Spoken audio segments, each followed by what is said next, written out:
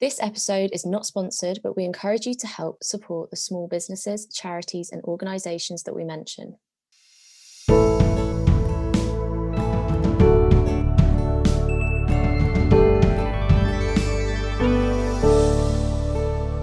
Hi there, welcome back to another episode of Our Circle. I'm Jess. And I'm Rhiannon. And today we're talking about a subject that has recently been in the news. You might have seen about it. Quite a big influencer called Zoe Sugg, I think that's how you pronounce her surname. Also known as Zoella. Yeah, she goes by Zoella, that's her brand name, has posted about being dropped from a syllabus. I think it was business A-level or something, being dropped from the syllabus because she did a brand post on some sex toys. I thought it was even younger than that. I thought it was GCSE. It might have been GCSE, I'm not sure. But she did a post, and we spoke about this the other day. We loved that it wasn't an apologetic post. Not at all. And it wasn't something where she felt like she really had to explain herself. It was more like, this is why I'm not sorry. This is why there is actually something wrong with this situation. First of all, she was explaining that she didn't understand how she could be dropped from something that she hadn't signed up for.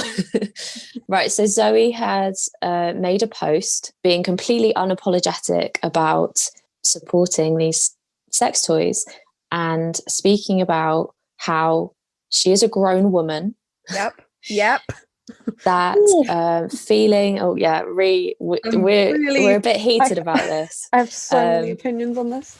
Yes, that it's not something that should be taboo. It's not something that should be hidden. She says she understands that her following are a little bit younger, maybe 16-year-olds, but how actually it's harmful to be making this a subject that shouldn't be spoken about and shouldn't be taught. Zoella gets the biggest praise from me ever for this. She really does, because I couldn't agree more. It's not something that should be taboo at all, and especially for women, and especially for young girls. And when I say young girls, I mean teenagers. Obviously, like, if you're underage, let's reconsider. But right, so do you feel like we should be educated on sex toys in sex education? I think we should be made aware of them. I don't think we need to know how to use them. I don't think we need to be told, here's the link, this is how much it is, put your credit card details here. Yeah, I don't think we need that. I think we're very capable of, purchasing things ourselves. I think being made aware of a sex toy is good, because guess what? Some couples and relationships might not have certain body parts that, can do this, the penetrative act, let's say. So, sex toys could be anything from dildos, it could be vibrators, it could be cock rings. Like, there's so many different things that people, I think, just should be aware of. I think there's nothing wrong with giving people information about. I think we should be talking about the parts in which can be stimulated in order to provide pleasure. Maybe not, we don't need to go into detail on the instruments that can be used. But the fact that there are instruments that can be used, they exist, is more where I was getting to. Yeah, and that's a really good point, actually, because we're not talking about just your typical man and woman relationship. That's also part of sex education in schools that needs to be amended if they haven't been already. We need to be talking about same-sex partnerships, all different types. So actually that's really interesting, actually, coming into that point, that toys would be useful. I think so, because, and also I think people forget that toys aren't necessarily to be used with a partner. You can use them yourself, and that is a display of, or an act of safe sex, which, in my opinion, surely that is more appealing to a parent, like to know that your child is being safe, as opposed to, just getting themselves into dangerous situations because of their lack of preparation and knowledge and things like that. Definitely, they can be stimulated, get what they feel like they need at home almost, without even anyone else being there. So as much as it seems like it's a taboo topic, actually I feel like if there's a little bit more education on it, it could prevent some really sticky situations further down the line. So, pardon the pun. Yeah, oh god. I didn't even realise I did that. I think so. That one tickled me. I think for me, when I heard about this, I had many opinions, mostly frustration at the parents and teachers or whatever who were getting all riled up over something. And, yeah, it's just like, for goodness sake, they're going to learn about, and that was the part that I really appreciated Zoe mentioning, was that she found it quite worrying that parents were either assuming that their child didn't know about sex toys, that they weren't necessarily discovering their own bodies, not other people's bodies, their own bodies, their own pleasure, all of these sorts of things. That's a bit more concerning than just reading someone's blog, I think. So, and trying to prevent your child from doing that as well. I'm sure that there are people probably listening who may disagree, and that's absolutely fine. I think the sort of topic or the point that Jess and I had discussed or found from this is that line between protecting a child and preparing a child. And I think I even want to sort of remove the word child, because that makes it sound like someone really young. Preparing a teenager and protecting a teenager, because when you are a good chunk of a teenager, you are actually legal to be doing these things. So I think, one, to assume that they're not is quite naive and silly, and two, to not prepare them, I think, is a disservice to your child or your teen personally. So we are now talking about secondary school sex education, aren't we? Right. Because primary school, I think we said earlier, it's literally, this is what sex is. Yeah, it's like not really talking about the pleasure part. It's talking about, this is how you make a baby, basically. Yeah. This is the science of it. So we're talking about secondary school education, where they are teenagers, like you said, not children. And we all know it. When you're a teenager, you feel things. There's no avoiding it. It's a rush of hormones. It's especially when you're feeling it as well, because everything is brand new to your body and your mind, and learning about all these new feelings and stuff.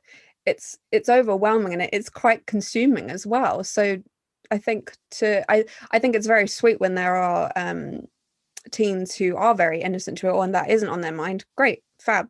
But guess what? There are many kids that are just, bubbling with hormones and questions, so many questions. It's curiosity, isn't it? Absolutely. And I think there's nothing wrong with being curious about your sexuality and your sexual awakening at all.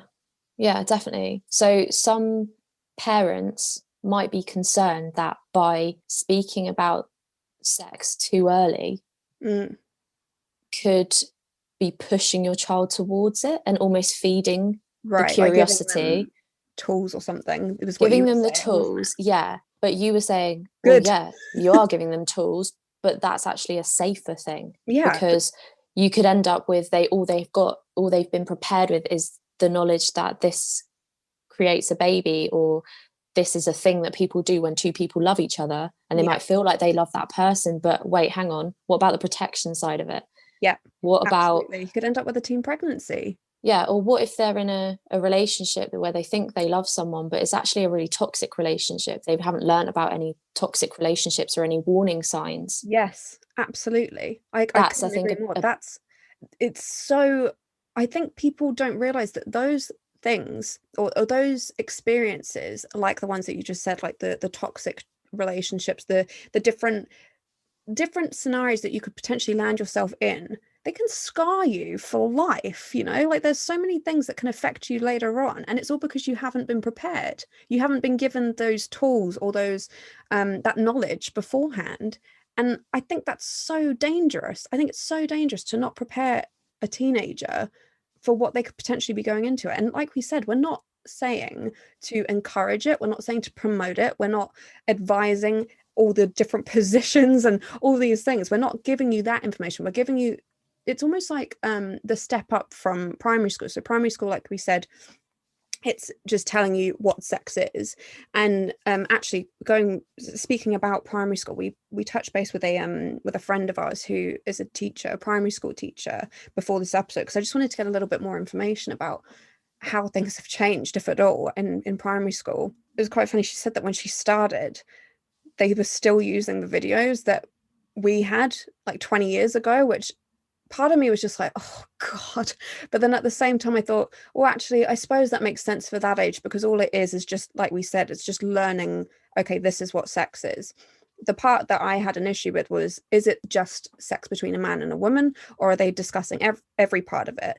And from looking at the curriculums and on the national curriculum that you can find online, they do have to talk about same sex, which I thought was brilliant, because some kids do know from a young age. They just know that they're attracted to the same sex. They're not attracted to the opposite sex.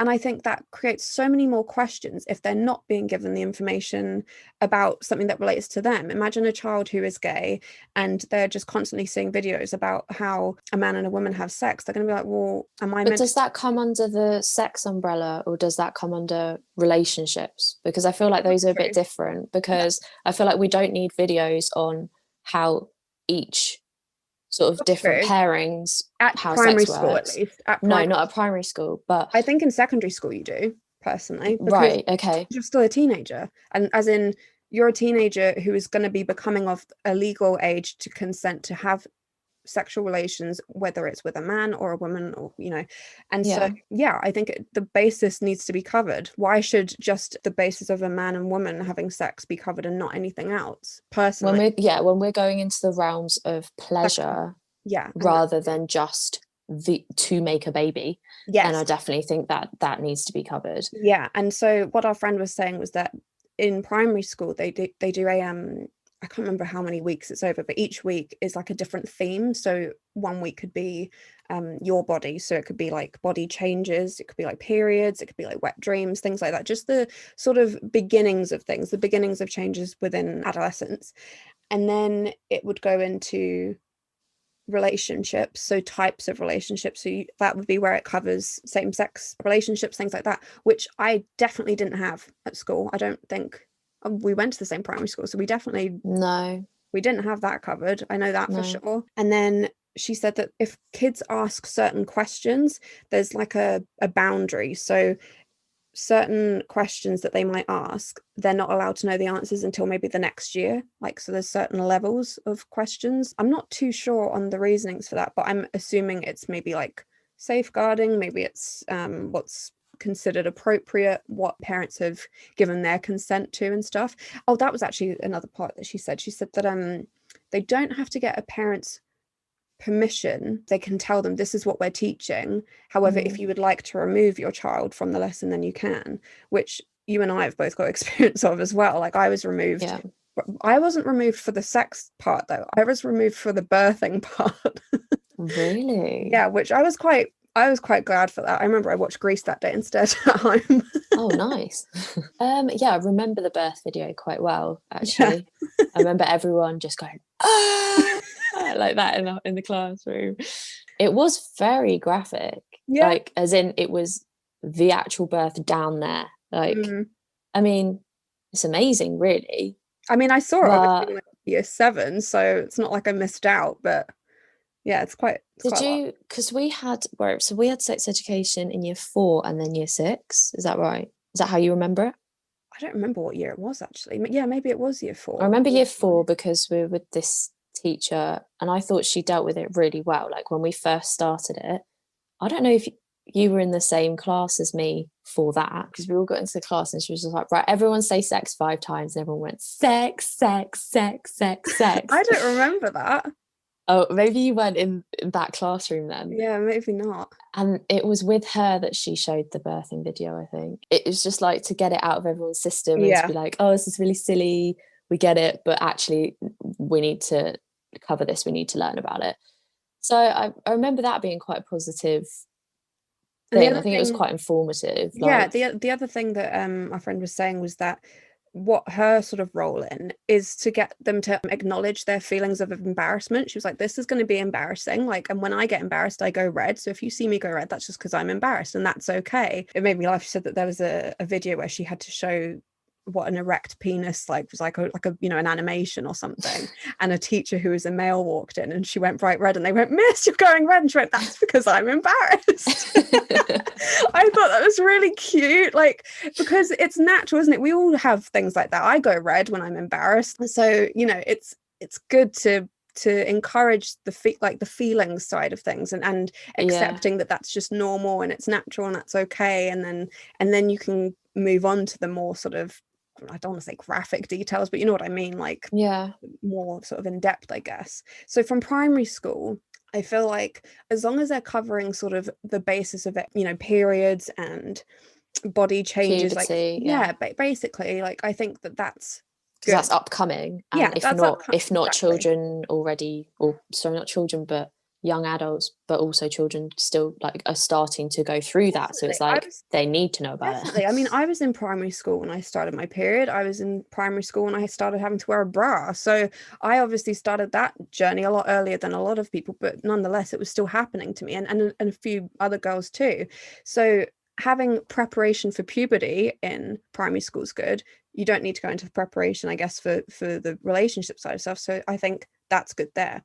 Where I have the issue is secondary school.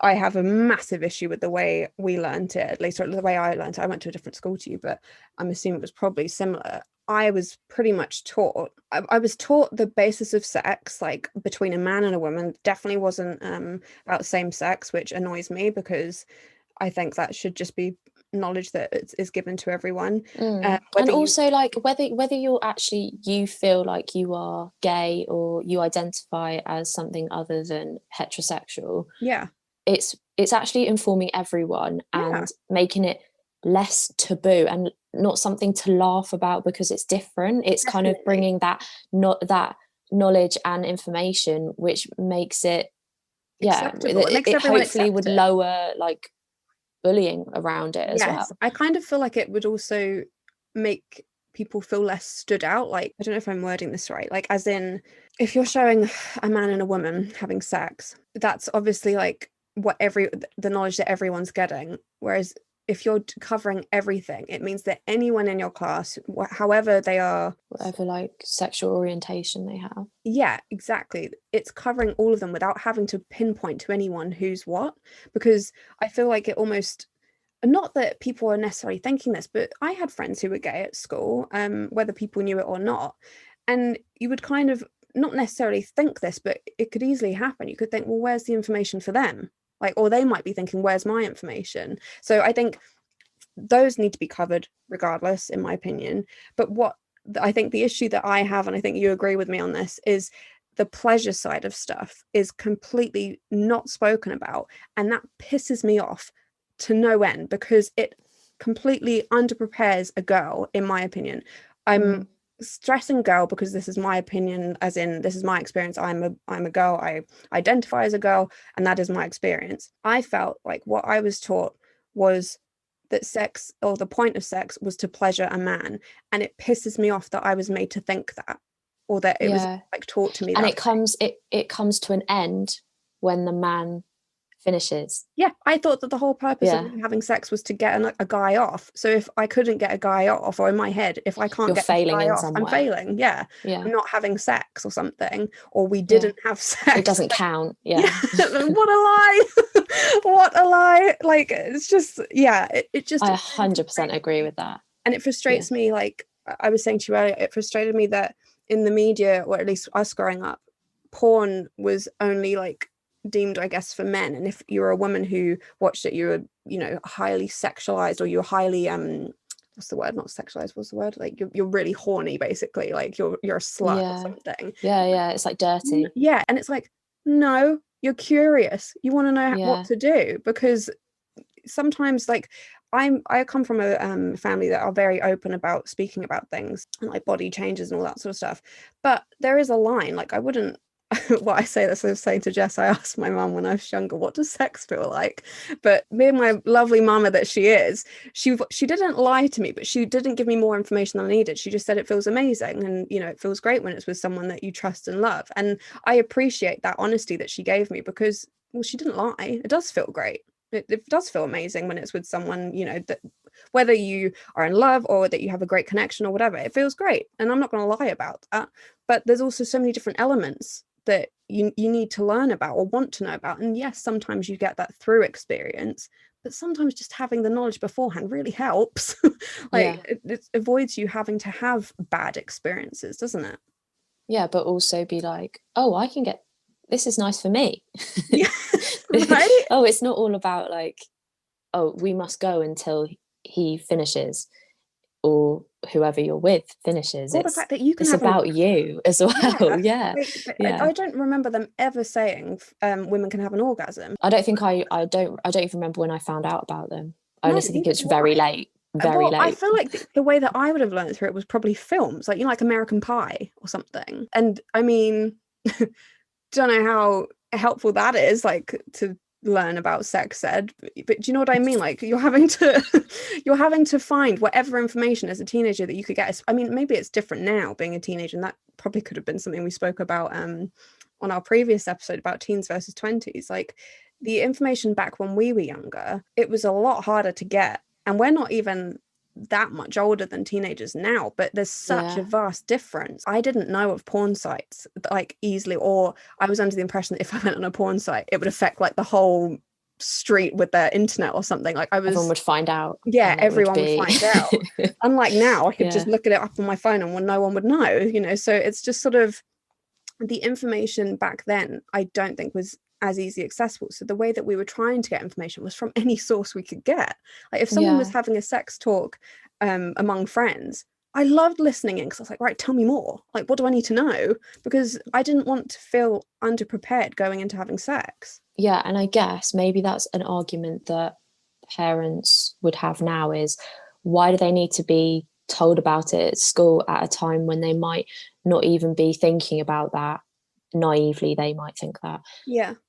When they can just Google it and find out. Yeah. Where my issue with that is, what are they looking at? What are they finding out on Google? Because it could be something that scares them even more. What are they finding when they Google? Are they going on to like something that's telling them something completely wrong? Or is it something that's scaring them and making them think that it's something wrong? Or I don't know, you don't know where the source is, what they're looking at. Whereas if they're at school and they feel like they're in a safe environment where they can ask questions if they want to, and they're being informed of literally the bare minimum, it's literally baseline, like, this is what sex is, you can feel pleasure from sex, that's all you need. No one's saying give them more details than that. Go and do it, everyone, let's all enjoy sex now. Like, no, it's basically saying, like, you will come to a point, it's natural, you will come to a point where you will be in a relationship and you might want to do these things. You don't have to. If you feel comfortable enough, this is what to expect. And I think that's literally all that needs to be done. And I think parents, their worry might be that it's giving them these tools and giving these ideas, planting seeds into their head that apparently aren't already exist. There. Yeah, exactly.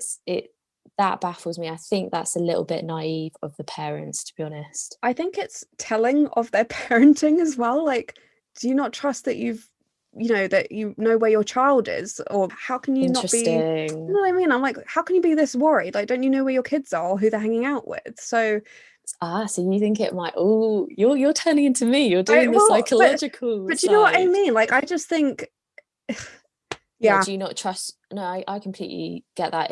Because maybe it's coming from a place where they're insecure about their parenting, and they're thinking, wait, do we not have that relationship where I can trust them, or are they going to do something that's going to go against what I've taught them? I don't know. I think I totally agree with that. There's a lot of parts that come into this for sure, but I think overall, at least for you and I, we stand on the opinion that you are better to prepare a teenager and give them some sort of tools to go into their sexual awakening or whatever in a safe way and an informed way, rather than overprotecting them, underpreparing them, and leading them into many, which there are many dangerous situations, having not had that knowledge. Yeah, it's totally agree. It's a very interesting discussion, and I think there are a lot of cultural differences in it. So I think we're very fortunate.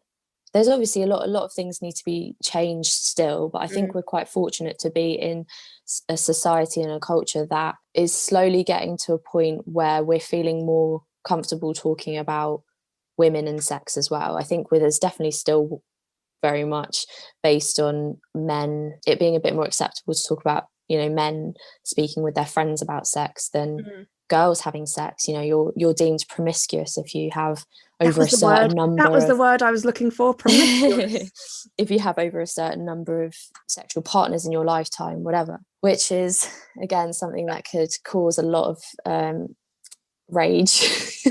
Really good in us if we get into it. But I think we are fortunate enough to, I guess, when we're coming down to the bare minimum, to accept that women can feel pleasure from sex, which leads me on to our charity.